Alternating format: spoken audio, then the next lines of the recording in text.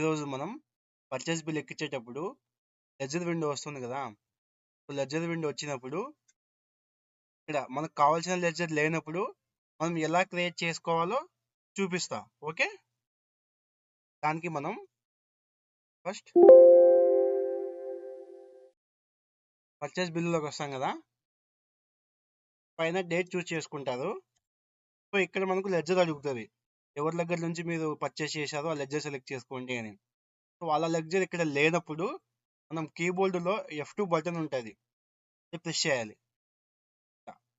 కింద డిఫాల్ట్గా Sunray creditor supplier అని ఉంటుంది, దాన్ని క్లిక్ చేయాలి. ఇక్కడ మనకు లెడ్జర్ నేమ్ ఉంటుంది, ఎవరి దగ్గర నుంచి మీరు కొన్నారో వాళ్ళ లెడ్జర్ నేమ్ ఒకటి ఎంటర్ చేయాలి. ఎగ్జాంపుల్గా నేను ఏదో ఒకటి ఎంటర్ చేస్తున్నా. పర్చేస్ బిల్లులో వాళ్ళ డీటెయిల్స్ ఉంటాయి, పర్చేస్ బిల్లులో వాళ్ళ డీటెయిల్స్ చూసి వాళ్ళ లెడ్జర్ నేమ్ పెట్టేసేయండి. వాళ్ళ ఏజెన్సీ నేమ్, స్టేషన్ దగ్గర వాళ్ళు ఎక్కడున్నారు, ఊరు ఉంటుంది కదా, లైక్ అనంతపూర్ అంటే అనంతపూర్, తాడిపత్రి అంటే తాడిపత్రి, గుంతకల్ ఉంటే గుంతకల్, అలా పెట్టేసేయండి. ATP అని పెట్టేస్తా. ఎంటర్ చేసుకుంటూ వచ్చే కొద్దీ ఈ యారో మనకు కిందకు వస్తుంటుంది. సో ఇవైతే ఏమే కానీ చేంజ్ చేసేయాల్సిన అవసరం లేదు.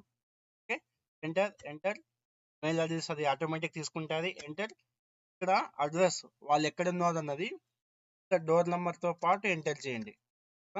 మొత్తం 3 కాలమ్స్ ఉంటాయి, ఈ 3 కాలమ్స్ని యూజ్ చేసుకోండి. మీరు ఒకటే లెంతీ కాకోకుండా మొత్తం 1 2 3 ఈ 3 కాలమ్స్ని యూజ్ చేసుకోండి.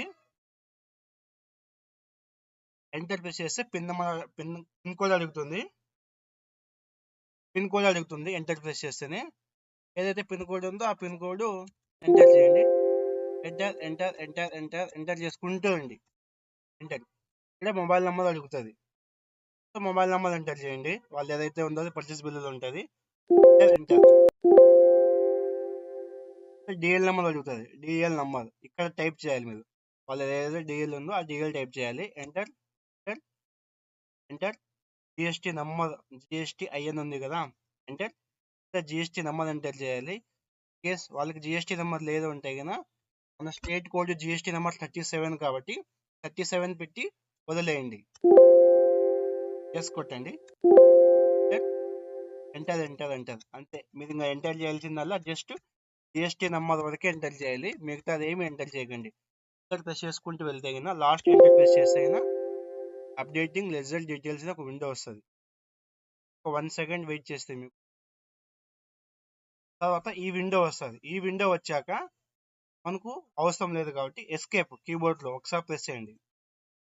ఒకసారి ఇక్కడ వచ్చేసింది, నేను క్రియేట్ చేసింది, దాన్ని సెలెక్ట్ చేసుకుంటారు. వాళ్ళ bill number, date, purchase bill. ఈ విధంగా మనం ఏజెన్సీ యొక్క లెడ్జర్ని మనం క్రియేట్ చేసుకోవాలి. ఓకే.